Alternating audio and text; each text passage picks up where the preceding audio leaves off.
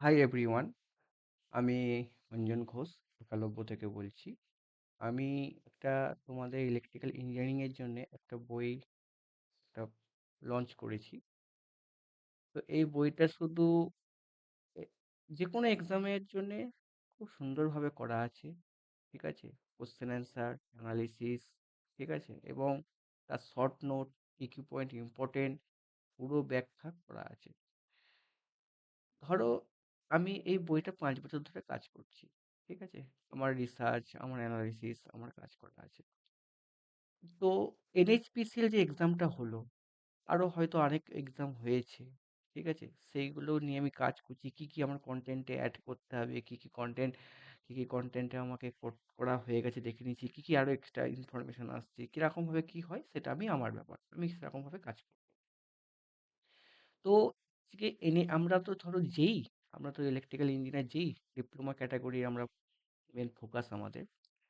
এছাড়াও আমরা ধরো স্টেট পিএসসি বলো, তারপর তোমার ধরো টিসিএল, বিসিএল, এগুলো তো ডিপ্লোমা।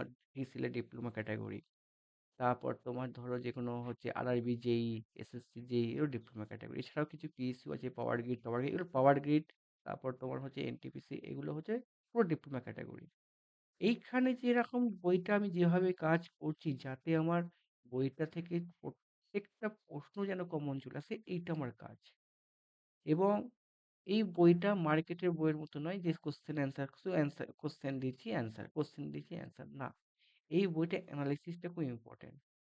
ধরো, আজকে এই যে এনএইচপিসি প্রশ্নটা হয়েছে, সেই এনএইচপিসি প্রশ্নে আমি দেখব যে আমার কন্টেন্টে কতগুলো প্রশ্ন কমন এসেছে, কতগুলো কোশ্চেন আমাকে আরো কি কি অ্যাড করতে হবে, আরো কি কাজ করতে হবে, আমার রিসার্চ আমি করব, কিভাবে করব। এবং এই তোমাদের করে প্রত্যেকটা কোশ্চেনের সাথে আমি মোটামুটি তোমাদের প্রুফ দিয়ে দেবো যে দেখো, এটা হচ্ছে এখান থেকে কপি করে আমি কিছু কপি আর পেস্ট হয়েছে, কপি আর পেস্ট হয়েছে, ঠিক আছে? তোমরা যদি কোনো স্টুডেন্ট, ফ্রেশার্স থাকো বা অনেকদিন ধরে পড়ছো, এটা নিতে পারো। এটার সাথে আমার গাইডেন্স, তুমি যে কোনো এক্সাম ক্র্যাক হয়ে যাবে, তার জন্য কোনো পেড কোর্স কেনা বা কোনো একটা টিচারে, মানে কোনো আমি, সে তোমার ব্যক্তিগত ব্যাপার, কিন্তু কোনো আমার কাছে যে কোর্স কিনে নিজে পড়া দরকার নেই। করতে পারো, তোমার ব্যক্তিগত ব্যাপার, কিন্তু তুমি যদি এই বইটা ফলো করে আমার গাইডেন্স নাও, ঠিক আছে, আমার মনে হয় তোমার 5-6 বছর টাইম লাগবে, যেটা আমাদের লেগেছে। আমার যে সমস্ত স্টুডেন্ট দেখেছি 5-6 বছর, এবং তাদের তোমরা কি ভুল করছো সেটা অ্যানালিসিস। হ্যাঁ, একটু মন খারাপ হয় যে ইস, এগুলো সিলি মিস্টেক করে ফেললাম। যাতে সিলি মিস্টেক না হয় তার জন্যই ওভারকাম কি করবে, কিরকম ভাবে অ্যানালিসিস করবে, সেটাই এই বইটার কাজ, আমার গাইডেন্স। সামনের সপ্তাহে হয়তো বা তোমাদের টিসিএল রিক্রুটমেন্ট আসবে, রেডি হয়ে যাও। যদি কোনো ফ্রেশার স্টুডেন্ট আসো বা ধরো হাইলি এক্সপিরিয়েন্স স্টুডেন্ট আসো, আমার সাথে টাচে থাকো, দেখো না কি হয়, তোমাদের এক্সাম ক্র্যাক হয় কি হয় না। আমি তোমাদের জন্য 100% দিচ্ছি, হ্যাঁ। 100% দেওয়া সম্ভব নয়, কিন্তু আমি কাজ করছি। ধরো, আমারও কিছু কিছু টপিক বাদ আছে, ইলেকট্রিক্যালি হিউজ বড় সিলেবাস, কোনো টিচারের পক্ষে সম্ভব নয়, কিন্তু আমার এম হচ্ছে আমি প্রত্যেকটা কোশ্চেন, আমি প্রত্যেকটা টাইপের কোশ্চেন যেন কমন চলে আসে। এবার তুমি সেটা কিভাবে করবে? তুমি পরীক্ষার হলে ধরো এস্টিমেট কস্টিং, আমি এখন কাজ করিনি, আমি কাজ করছি। আমি এস্টিমেট কস্টিং হয়, যদি 20খানা প্রশ্ন আসে, তুমি তুমি কিন্তু অন্তত তুমি 15খানা পারবে, ঠিক আছে? তুমি পারবে। এবার ধরো, তোমরা যে পরীক্ষাগুলো দিচ্ছ, একটা ডিপ্লোমা ক্যাটাগরি পরীক্ষাতে তুমি যদি আমার কাছে পড়ে মোটামুটি ধরো ইলেকট্রনিক্স পোর্শন তুমি কমন পেয়ে যাবে, তোমার তো অ্যাডভান্টেজ এটা, তোমার তো অ্যাডভান্টেজ। তুমি যদি ধরো বিটেকদের মধ্যে যারা গেট কোয়ালিফাই করে, তারা ইএসসি প্রিপারেশন করে, আজকে তারা যেই প্রিপারেশন নিচ্ছে, তাদের থেকে নিচ্ছে, চাকরি সবারই দরকার ভাই। সেখানে থেকে তুমি যে ডিপ্লোমা ক্যাটাগরি, যে মেন পোস্ট, তারা পিছিয়ে পড়ে, আমি তাদের ঘরে নিয়ে কাজ করছি। তোমরাও একদিন পারবে।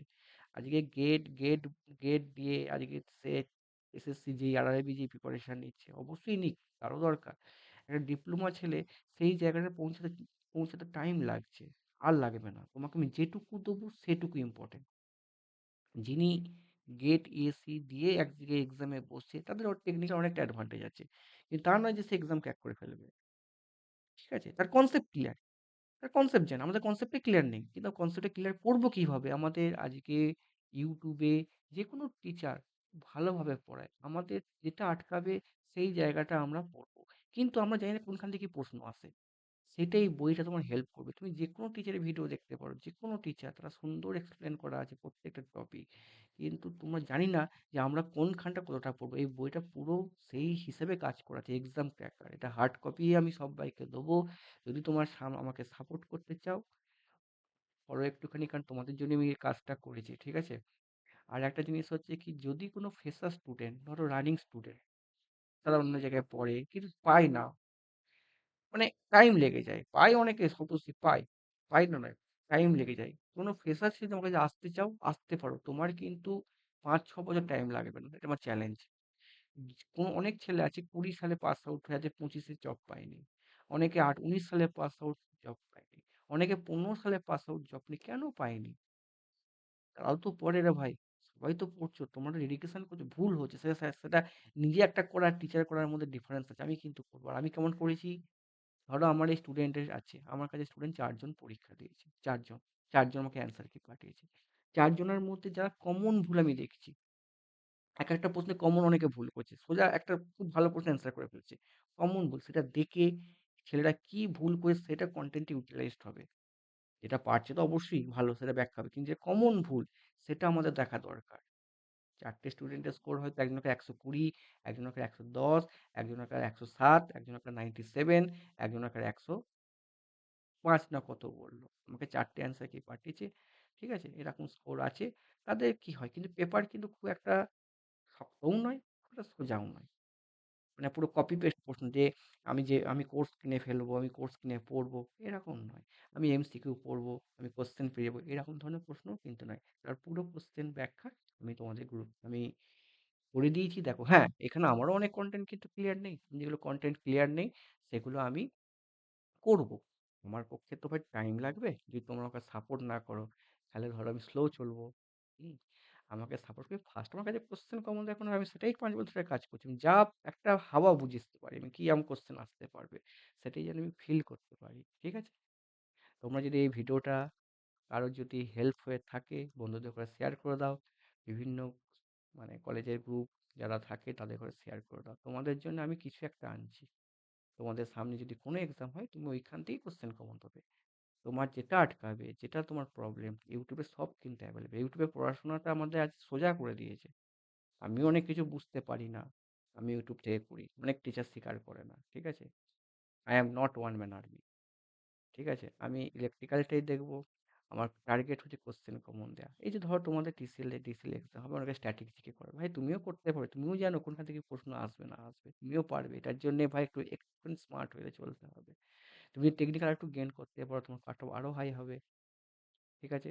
যদি কোনো গাইডেন্স হিসেবে নিতে চাও, গাইডেন্স, নট কোর্স। কোর্স আমরা মার্কেটে আমার থেকে অনেক টিচার ভালো ভালো কোর্স লঞ্চ করে, নিতে পারো। যদি তোমার গাইডেন্স দরকার থাকে, আমি কেমন পড়বো, কিভাবে করবো, আমার সাথে যোগাযোগ করতে পারো।